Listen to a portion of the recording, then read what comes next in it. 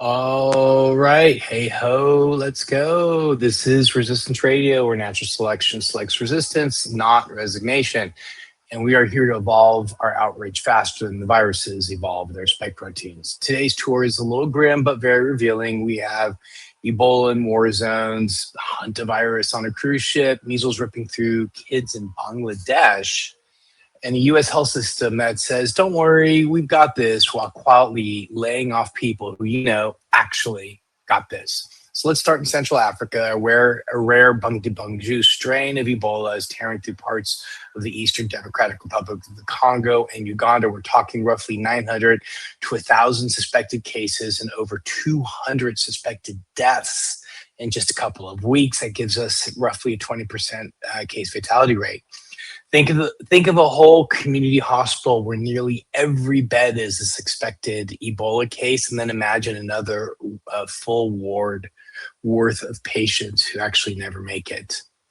And that is what's happening in places where bombs are falling. The WHO officials are blunt. They cannot build trust or isolate the sick when people are literally sheltering from airstrikes.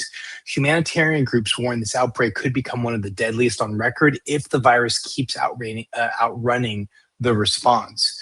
When your ambulance route is also an active conflict zone, early isolation and contact tracing starts to sound like a bad joke told at a Geneva cocktail hour. Predictably, a lot of the global attention is about travel restrictions. Countries are closing borders, tightening screening, and announcing that flights from certain areas will be limited. The CDC keeps reminding everyone that there are no related cases in the United States and that the risk to the American public is still considered low. And that's important to say out loud. But notice the pattern: steel doors at the border, revolving doors when it's time to fund the nurses and community workers in Ituri and Kivu provinces who are doing the real work. Okay, now let's jump to a very different scene: the deck of a polar cruise ship, the MV Hondius.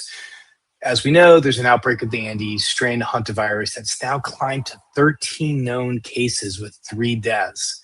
Picture everybody on a single tour bus getting sick. That's about the number that we know about, but that bus doesn't park in one town. It keeps dropping people off in a half a dozen countries, some of whom who only test positive weeks later. This particular hantavirus is nervous-making because, unlike most hantaviruses, the Andes strain can transmit from person to person and has, as we know, an incubation period of up to about 42 days. That's like having a credit card bill that doesn't show up for a month and a half. You convince yourself everything's fine right up until it isn't. And some passengers are in a tight federal biocontainment unit in Nebraska for a couple more days.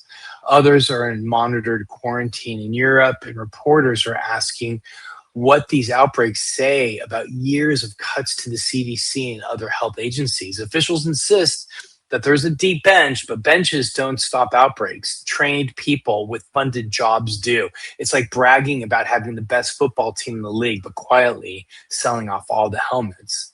Okay, now let's zoom back to Bangladesh, where measles is killing more than 500 children in a growing outbreak. That's an entire elementary school wiped out, every classroom empty, every backpack left behind.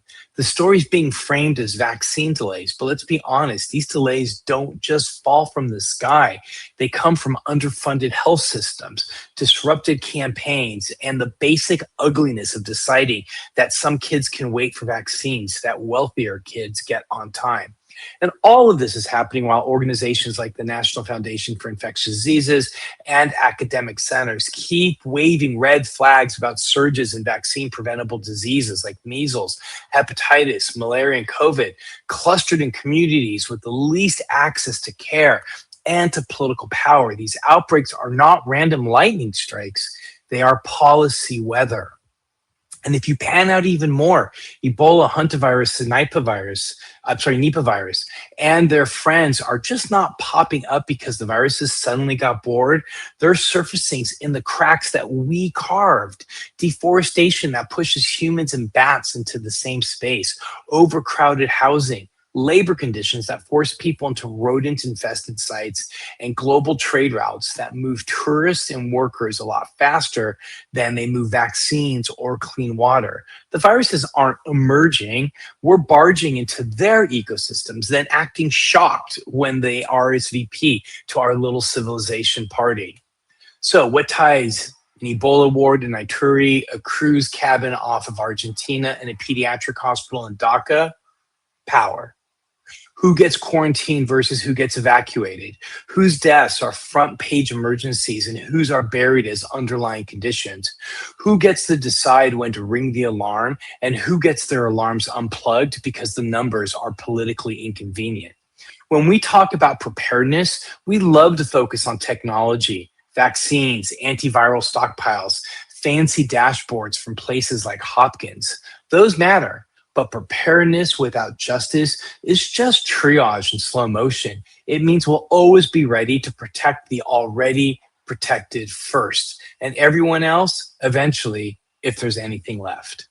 On Resistance Radio, we don't accept eventually. We want a world where the child in Dhaka, then the nurse in Ituri, their crew member cleaning cabins on a cruise ship, and the person listening to this in a US suburb all count the same in the math. So here's your question for anybody in power. When the next outbreak hits, and it's already here in pieces, whose lives are you willing to lose first? And if you can't answer that honestly, they don't deserve your vote, your trust, or your patience. This has been Resistance Radio, where natural selection selects resistance. And we are evolving a public health that refuses to treat anybody as expandable. Thank you for tuning in. My name is Mark Allandary.